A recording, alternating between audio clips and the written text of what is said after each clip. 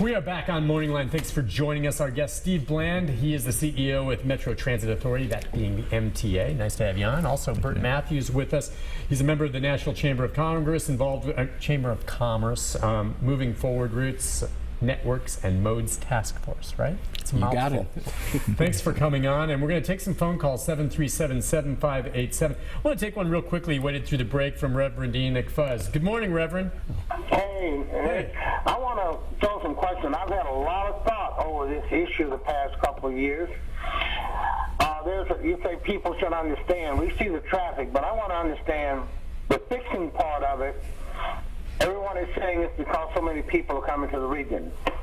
Now, when these people come to the region and they move in all this building that's going around, there's something called, I understand, an impact fee.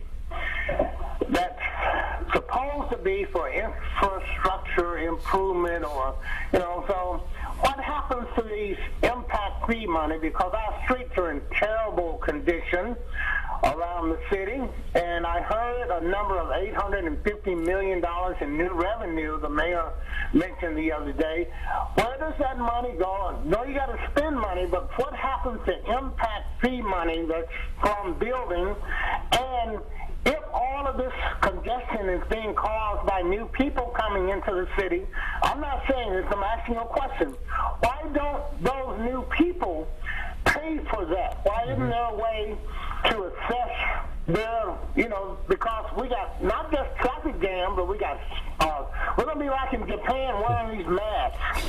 The health costs, the expense to insurance companies because there's increased accidents and time spent waiting in traffic and the expense of extra gas that's being used. I'm just been thinking a lot about this. I'm wondering, my number one question that I say to people all the time is they don't know what an impact fee is when I mention that. What about the impact fees that we charge constructors or whoever they are, contractors, to build all this property around town? That makes sense to me. Help it not make sense. Okay, thank you. I mean, can you comment on that? I'm not clear. I know what an impact fee is. How much do they pay, and can that help defray the cost of this transit system? I think broadly speaking, when you talk about transportation infrastructure, there's a wide range. I think a lot of folks are looking at, well, what's the one way to pay for it? There's a wide range of things that people have done across the country and around the world, including impact fees or what other folks refer to as value capture.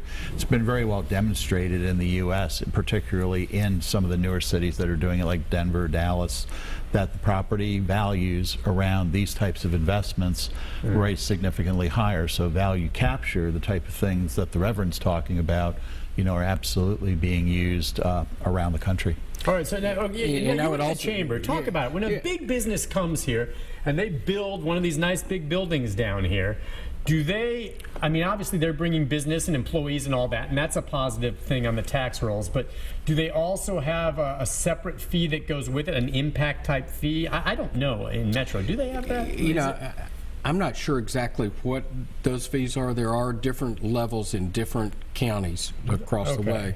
But what they are doing is bringing sales tax, they're bringing property tax, and part of the what Reverend Fuzz was talking about in terms of money that Mayor Berry's got in her coffers are due in a large part to the increase in value that's happened across our community. But I would, so I think that, those businesses are paying sales tax, property tax, a variety of different things. As it relates specifically to transit and transportation, one of the things that moving forward is going to be releasing next year is a menu of different revenue sources. What are the different ways that we can put together to pay for the plans that are out there so that the community can look at what choices it wants to make? So it's not just one of these or one of these, it may be two or three of these. Would this be just on a much larger scale? Would you pay for this the way, say, for instance, we paid for the Music City Center? Bonds and all this and the estimates and, obviously loans and tax base. You imagine. So you got to have a source of revenue to be able to pay for the $5 billion that's out there. And so whether it's going to be a portion of sales tax or any one of a bunch of different opportunities that are out there to pay for it, that's what we really need to come up with a good, discrete list for you. I think there are 2 points to make too. On an impact fee, which is typically associated with a specific project, so you're talking about an improvement that would be somewhere in the proximity of that project. That's typically how impact fees are used. What you're looking at in Nashville is the need for a comprehensive system. So while that could be a part of the puzzle, you really need a comprehensive way to pay for an overall system, as opposed to, this fee will deal with one station or what have you. Right. That makes sense. It's for everywhere around. All right, listen, let's talk about the proposal. And, the one top tier one that I think a lot of people might say, look, if we're going to do something, let's do it right and go with, the gold standard perhaps. This would be, and I'm just from your proposal, scenario would be an all-encompassing multimodal regional system with the possible price tag $5.4 billion through 2040. It would be centered on light rail lines on 4 major corridors: Murfreesboro, Charlotte, Gallatin, Nolensville, Pikes. They would have streetcar systems near the West End and Germantown neighborhoods, bus rapid transit on Dickerson Pike, West End, Hillsborough Pike, 11 new crosstown bus routes in Davidson County, and high-speed bus routes. All right, and then in addition, the plan would expand outside of Davidson County, which is crucial for a lot of, as you just said, with commuter rail creating a new northwest corridor connecting Clarksville with Nashville. And again, I'd like to see that connecting Lebanon or, Mount Juliet with Nashville, and same thing with Murfreesboro. I don't mean this personally, I don't want to hear any more about buses. I just don't. Okay, and I know there's people that take buses, and I used to take buses. And I don't think they should go away, and maybe we want to add a few more, but I don't want any more buses. Okay, I'm saying I don't want independent, high-speed buses, because they still go slow and aren't always on time. I'm sorry, and I want something independent. Light rail, all right? Don't you? Come on. Don't you? Sure, everybody wants that. And so what you've got to do, or what the plan is to build a system that makes sure that everything that gets done is future ready, so that if you've got to, take care of this issue with a bus rapid transit line down the middle of the road with a dedicated right-of-way, then it needs to be able to be made light rail ready, so that when you get the density and the ridership, that it's prepared and ready to go. Okay, makes sense. So I think it is an incremental strategy, but one that gets us where we need to be in 2040. I would also say it's like, I'm going to disagree with you a little bit. No, I expect you to, and that's good. Go for it. The challenge is, hey, if you're a carpenter, then a hammer is always the tool. We're going to need every tool at our disposal. So rail's a big part of this. It's been one of the most visible parts of the proposals. Bus is a big part of it, but it goes beyond that. I mean, I think one of the opportunities that Nashville has that a lot of cities that are further in development didn't have at that time are the opportunities presented by technology. So how we connect things. So rail's going to be appropriate in certain corridors, particularly as Bert says, if there are areas that want to develop more densely and what have you. But that's going to have to be fed by something. Maybe it's park and ride lots that you can drive to. Maybe it's bus lines and feeder routes.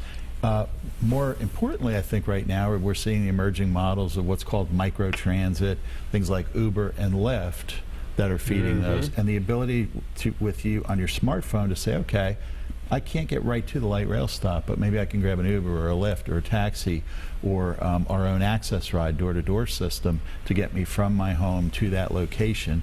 And it's doing the context-appropriate thing that makes sense. And by the way, that includes roadway improvements. So we can't forget that the majority of people are still going to drive, and we're going to have to deal with that through things like adaptive signaling, spot improvements on roadways, and increasing the flexibility. And as Bert said, making whatever infrastructure we build, whether it's transit infrastructure or roadway infrastructure, future ready. I wonder if the people who live in towns like Portland, the much larger cities like Washington, D.C., or San Francisco, or something like that, the majority of them don't necessarily drive to town anymore. they choose to take the transit, which is fantastic in each of those cities. I would love it if, look, we all love our own cars and the independence that comes with it, but if I had the means to depend on a system that I knew was reliable, could get me there and was cost effective, I would park my car and never drive that dang thing again. I really would. For so many good reasons. But again, what I would say is it depends on the market. So I came here from Pittsburgh, Pennsylvania, which has a pretty comprehensive transit system. If you look at the downtown employment base, there are about 100,000 people who work, live, and play in downtown Pittsburgh compared to about 60,000, 65,000 in downtown Nashville.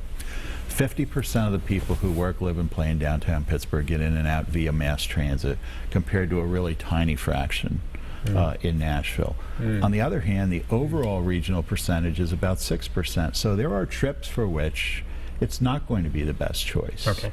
Where we are going to need the car, or we're going to need the Lyft or the Uber or the taxi or whatever the case might be.